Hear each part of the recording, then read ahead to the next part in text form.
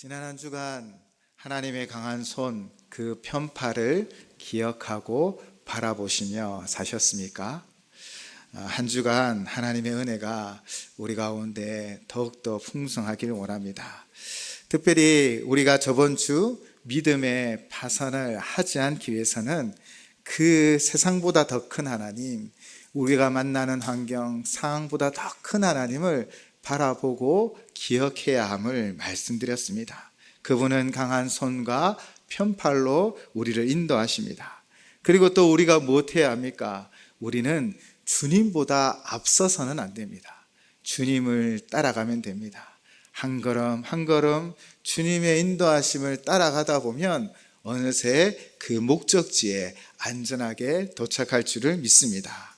찬송과 후렴과 같지요. 한 걸음 한 걸음 주 예수와 함께 날마다 날마다 우리 걸어가리. 그렇게 한 걸음만 걸어가시면 됩니다.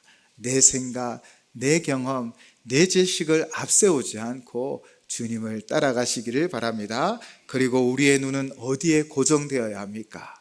금과 은이 아니라 세상에 보기 좋고 내 마음에 드는 것이 아니라 오직 하나님을 향하여 우리의 눈을 고정하고 오직 주만 바라보고 주와 함께 나아가시기를 또한 말씀을 드렸지요. 그리고 오늘 본문에서는 우리가 어떻게 믿음의 항해에서 파선하지 않을지를 이야기하고 있습니다. 바로 우리를 위하여 행하시는 큰 일을 바라보아야 하는 것입니다. 오늘 본문을 살펴보면 우리에게 말하고 있습니다. 너희 눈으로 보았느니라. 바로 이스라엘 백성들이 과거 그들의 추억 속에 또 그들이 걸어온 그 길 가운데 하나님이 어떻게 인도하였는지를 바라보라는 것입니다. 신명기는 이처럼 지나온 시간의 흔적에서 하나님의 큰 일을 보게 되어지고 또 그것을 믿고 또 앞으로 한 걸음 더 나아가라고 우리에게 가르치고 있습니다. 먼저 모세는 약속의 땅을 차지할 그 가나안 2세에게 이렇게 권면하고 있습니다. 1절에는 두 동사가 있지요. 첫 번째 동사는 무엇입니까? 하나님을 사랑하라라는 것입니다. 사랑하는 성도 여러분, 하나님을 사랑하고 계십니까? 여러분은 마음과 뜻과 힘을 다하여 오직 하나님을 사랑하며 살아가고 계십니까? 우리는 하나님을 사랑해야 합니다. 사랑에는 세 단계가 있다라는 짧은 글을 보게 되었습니다. 세 단계가 있답니다. 첫 번째 단계는 관심 단계입니다. 사실 관심도 대단한 사랑이라 할 수 있지요. 실험용 쥐를 키우는 데 있어서 이 우유병만 주어서 그 우유병만 빨아서 키운 쥐는요, 평균 600일을 살았다고 합니다. 그런데 그릇에 우유를 부어주고요, 사람의 손으로 조금씩 떠먹여 주기도 하고 또 사랑의 손으로 이 쥐들을 쓰다마 주니 얼마나 살았을까요? 그들은 950일을 살았다고 합니다. 우리가 사랑하는 대상에게 관심만 가져도 어떤 일이 일어나고 변화가 일어나게 되는 것이지요. 그런데 사랑의 이 첫 번째 단계인 관심의 단계를 넘어 우리는 또 헌신의 단계로 나아가야 합니다. 이 단계는요, 말로만 사랑하는 거 아니에요. 선물도 주고요, 또 시간도 드리는 것입니다. 그렇게 그 대상을 위하여 선물을 준비하고 또 시간을 구별하여 두는 것이지요. 그런데 마지막 단계가 더 중요하다고 합니다. 바로 이 헌신의 단계를 넘어 우리는 희생의 단계로 나아가셔야 합니다. 이 희생의 단계는 무슨 일이 일어날까요? 바로 사랑하는 사람을 위해 목숨까지도 바치겠다라는 자세로 사랑하는 것입니다. 그것은 대상자가 나를 사랑하느냐, 사랑하지 않느냐에 따른 응답이 아닙니다.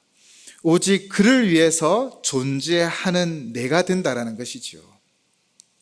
이 사랑에 이르면 우리는 무엇이든지 사랑의 힘으로 이길 수 있다고 합니다. 무엇이든지 견뎌내고 인내할 수 있다라고 말하고 있습니다. 여러분, 하나님을 사랑하십니까? 어느 단계까지 사랑하십니까? 관심의 단계를 넘어 헌신의 단계로, 그리고 헌신의 단계를 넘어 정말 희생의 단계로 나아가 하나님을 사랑하는 그 사랑으로 충만하여 견디고 인내하여 승리하는 저와 우리 모두가 되시기를 주님의 이름으로 축원을 드립니다. 그런데 이 희생의 단계는요, 놀랍게도 하나님이 먼저 우리에게 보여주셨습니다. 예수님의 그 십자가, 독생자도 아낌없이 내어주신 하나님, 그분의 그 사랑은 우리의 사랑과 어쩌면 우리의 믿음과도 관계없이 오직 우리를 사랑하는 그 사랑으로 내어놓으신 것입니다. 바로 예수님의 희생의 단계인 그 십자가의 사랑으로 하나님의 사랑을 확증하셨지요. 로마서 5장 8절 말씀입니다. 우리가 아직 죄인 되었을 때 그리스도께서 우리를 위하여 죽으심으로 하나님께서 우리에 대한 자기의 사랑을 확증하셨느니라. 아멘. 바로 이 십자가의 사랑이 희생의 단계입니다. 그분은 우리를 더 사랑하셔서 자신의 모든 것을 내어놓아 십자가에 죽으셨지요. 그러나 너무나 안타깝게도 우리에게 나타나는 가장 강한 사랑의 모습은 무엇입니까? 사실 자기 사랑인 것이지요. 자기 사랑이 늘 먼저인 것이 우리의 연약한 모습인 것 같습니다. 그러나 분명 성경은 우리에게 말하고 있습니다. 먼저 하나님을 사랑하라. 마음과 뜻과 힘을 다하여 사랑하라. 바로 하나님의 그 사랑을 통해 우리는 새 힘을 얻고 능력 가운데 견디고 인내할 수 있기 때문이죠. 영국의 선교사인 허디슨 테일러가 중국 대륙의 선교 책임자로 있을 때 그는 선교 지원자들, 선교 헌신자들을 인터뷰하게 되었습니다. 그때 이런 질문들을 항상 했다고 합니다. 왜 당신은 해외 선교사로 나가려고 합니까? 이 질문에 선교사 후보들은 이런 답변을 합니다. 저는 예수 그리스도께서 우리에게 전 세계에 나가서 복음을 전하라고 명령하셨기 때문에 가려고 합니다 라고 대답하기도 하고요. 또 다른 사람은 수백만의 사람들이 그리스도 밖에서 타락하고 또 죽어가고 있기에 저는 선교사로 나갑니다 라고 대답하기도 했답니다.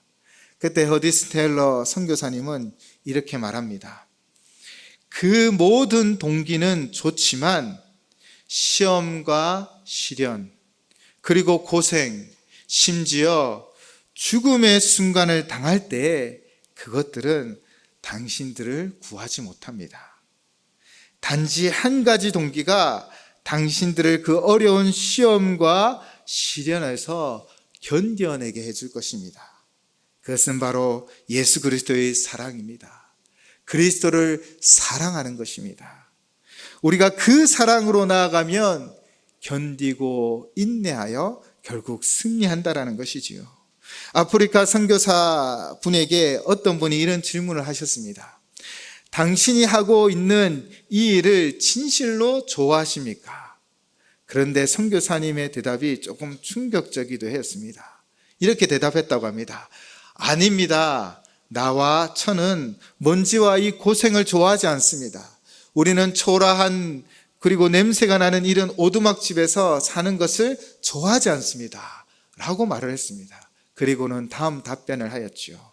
그러나 우리가 좋아하지 않는다고 그리스도를 위하여 아무것도 하지 않으면 되겠습니까? 우리는 가라는 명령을 받았고 그리스도의 사랑이 우리를 관건하였기 때문입니다. 그리고 우리가 그리스도를 사랑하기 때문입니다. 오직 하나님을 사랑할 때, 오직 우리를 죽으시고 부활하신 주님을 사랑할 때 우리는 어떠한 상황과 환경도 이기고 결국 견디고 인내하여 승리할 수 있습니다. 그러므로 우리가 해야 할 첫 번째는 내 마음과 뜻과 힘을 다하여 하나님을 사랑하는 것입니다.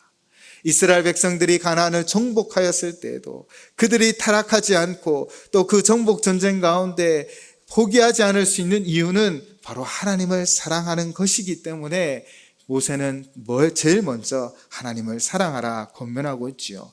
둘째는 무엇입니까? 항상 지키라는 것입니다. 그가 주신 책무와 법도와 규례와 명령을 항상 지켜 행하라 라고 가르치고 있습니다.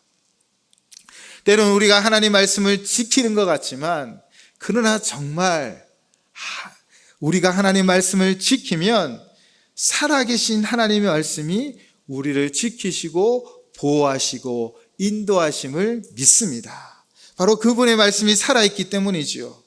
노아의 방주를 기억하시기 바랍니다. 하나님께서 노아에게 말씀하셨습니다. 방주를 지으라고요. 그리고 그 말씀을 지켜 노아는 약 120년간 방주를 만듭니다.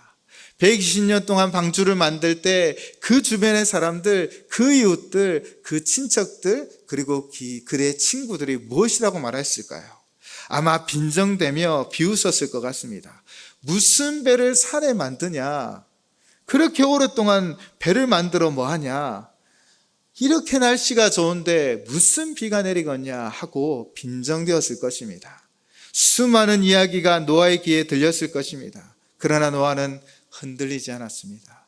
하나님 말씀을 지켜야 하고 그 말씀을 행해야 했기에 그는 묵묵하게 자신에게 주어진 이 사명을 감당하였습니다. 믿음으로 순종하며 나아갔지요. 그 결과는 무엇이었습니까? 대홍수 가운데 사람은 누구만 살아남았습니까? 바로 노아와 그 가족들밖에 없었지요. 살아계신 말씀을 믿고 지키는 자가 결국 그 살아계신 말씀으로 말미암아 보호받고 인도함 받음을, 구원받음을 믿습니다. 하루의 전투가 다 끝나고 나서 그 전쟁이 마무리되고 지휘관이 장교들을 불러 그날의 전투에 대하여 평가하며 나누었습니다. 지휘관은 이런 질문을 합니다. 어느 군인이 가장 탁월한 군인이었는지 한번 생각해보고 나누어 봅시다.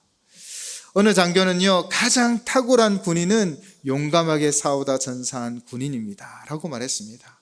다른 장교들도 이런저런 이야기를 나름대로 의견을 제시하였지요. 지휘관은 말합니다. 그렇습니다. 모두가 목숨을 걸고 싸웠고 목숨을 바쳤으니 훌륭한 군인들입니다. 그러나 가장 탁월한 군인은 오늘 적장에서, 이 전투의 현장 속에서 적을 죽이려고 칼을 들고 그의 목을 치려는 그 순간 태강 나팔 소리가 들리면 바로 그 칼을 내리고 적을 치지 않고 나팔 소리대로 후퇴한 군인일 것입니다.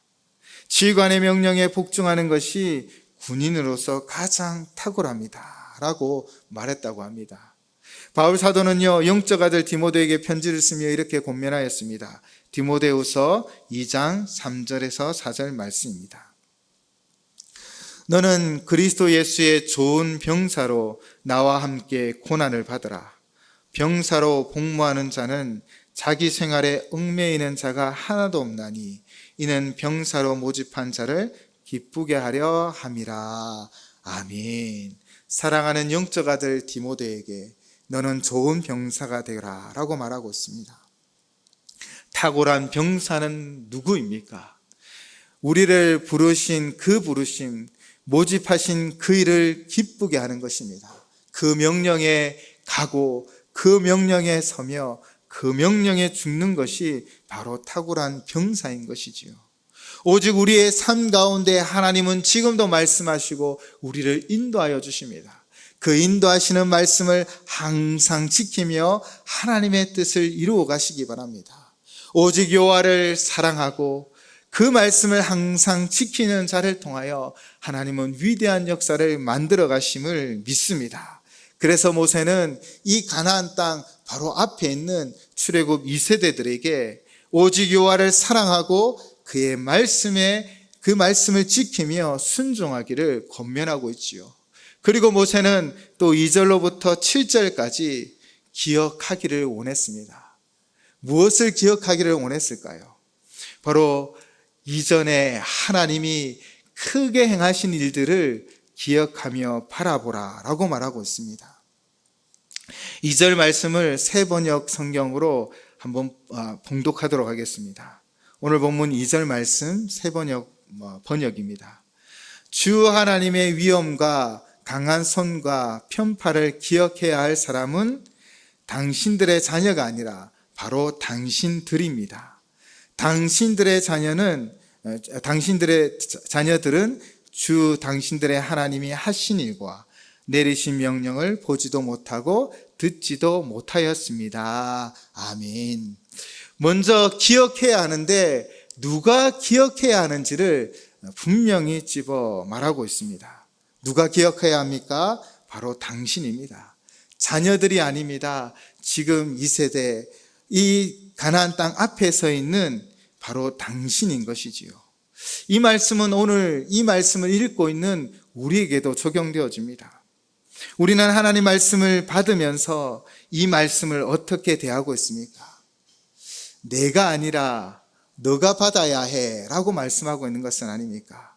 오늘 이 말씀 또한 모세의 명령처럼 지금 내가 받아야 할 말씀으로 받아들이시기 바랍니다. 그리고 이 말씀이 우리에게 가르치는 그 길로 나아가시기 바랍니다. 내가 지금 하나님을 사랑하고 내가 지금 하나님의 말씀에 순종하며 내가 지금 하나님의 그 행하신 크신 일을 기억하셔야 합니다. 그렇다면 무엇을 기억해야 합니까? 첫 번째는 여호와의 교훈이라 말하고 있습니다. 바로 우리를 인도하신 그 말씀에 집중해야 하고요. 또 그분의 위엄입니다. 바로 위대하심을 기억해야 합니다. 그리고 강한 손과 편팔을 기억해야 합니다. 어떠한 환경과 상황 가운데서도 여호와 하나님은 그 강한 손을 또 편팔로 우리를 인도하여 주셨고 우리를 그 품에 안아주셨음을 우리는 기억하셔야 합니다.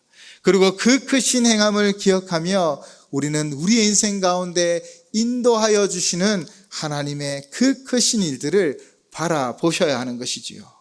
구체적으로 모세는 우리가 무엇을 기억해야 하는지를 가르치고 있습니다.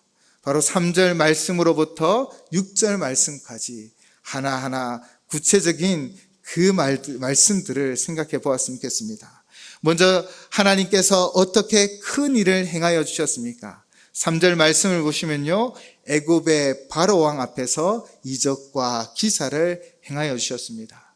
우리가 잘 알듯 이스라엘 백성들은 이 애굽의 종들이었습니다.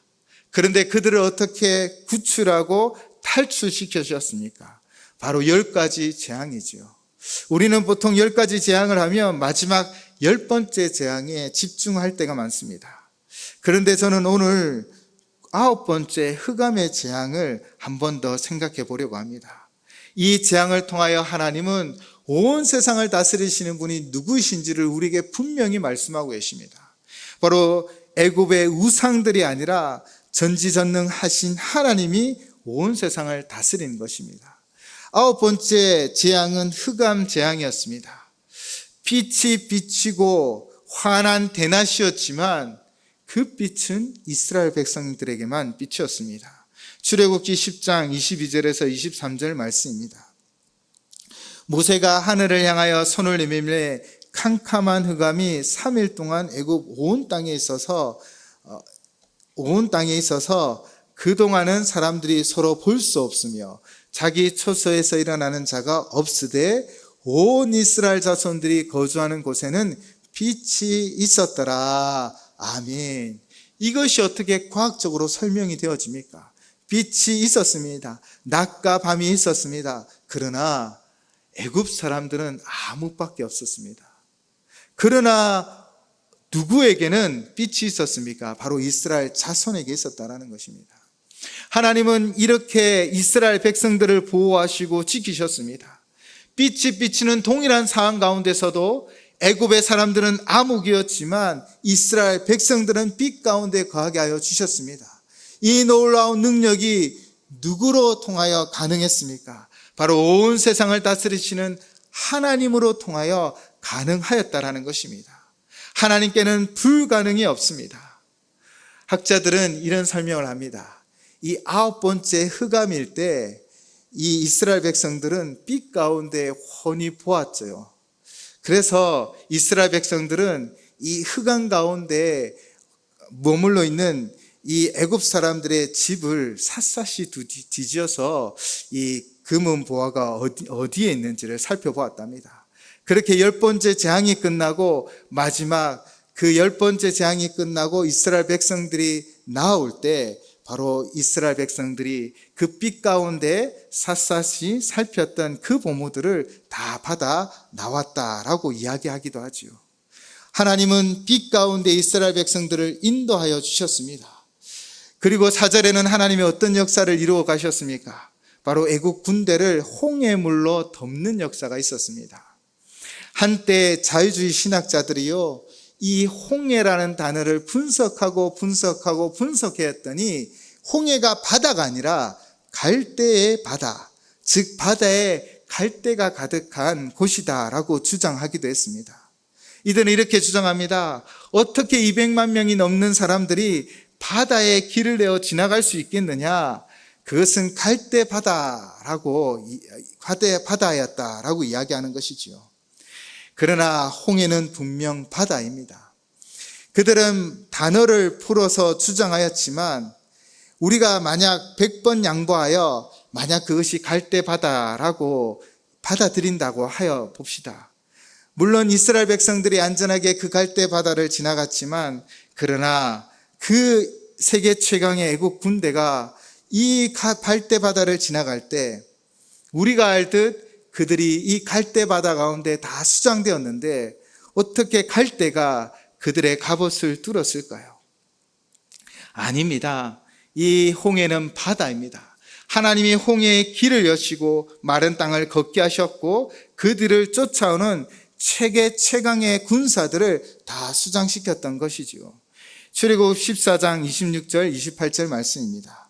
여호와께서 모세에게 이르시되 내 손을 바다 위에 내밀어 물이 애굽 사람들과 그들의 병거들과 마병들 위에 다시 흐르게 하라 하시니 모세가 곧 손을 바다 위에 내밀매 새벽이 되어 바다의 힘이 회복된지라. 애굽 사람들이 물을 거스러 도망하나 여호와께서 애굽 사람들을 바다 가운데 엎으시니 물이 다시 흘러 병거들과 기병들을 덮되 그들의 뒤를 따라 바다에 들어간 바로의 군대를 다 덮으니 하나도 남지 아니하였더라. 아멘. 홍해는 바다였기에 애굽의 그 강한 군사 말과 병거들이 다 수장되었던 것입니다.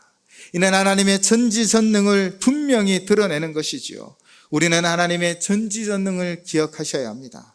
또 5절에서는 어떠하였습니까? 광야에서 행하신 일을 기억하라고 합니다. 40년 세월 동안 하나님은 그들을 입히시고 먹이시며 그 팔로 안아주셨습니다. 신명기 29장 5절 말씀입니다.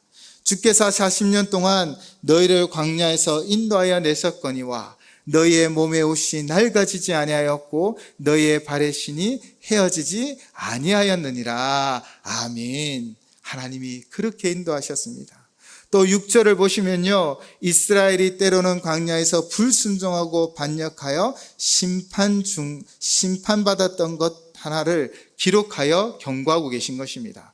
바로 민수기 16장에 일어난 사건이지요. 르우벨 자손 엘리압의 아들 다단과 아비람이 모세를 대적하였지만 땅이 그 입을 벌려 그 가족과 그를 따르는 모든 자들을 삼킨 역사를 기록하고 있습니다. 왜 이것을 기억해야 합니까? 바로 반면교사로 삼으라는 것이지요. 교회는 질서가 있습니다. 모든 기관, 모든 부서에는 세운 리더가 있습니다. 우리는 그 리더와 함께 하나님의 뜻을 이루어 가야 하는 것을 꼭 기억하셔야 합니다. 그러므로 우리는 분명히 기억해야 합니다. 모세는 7절을 통하여 분명하게 말씀하고 있습니다. 너희가 여호와께서 행하신 이 모든 큰 일을 너희의 눈으로 보았느니라. 2절로부터 시작하여 6절까지 그 모든 일들을 이 출애굽 2세들은 눈으로 보았습니다. 우리가 알고 있듯 가데스 바네아의 사건 가운데 20세 이후에 모든 세대는 광야 40년 생활 동안 흙으로 돌아갔습니다.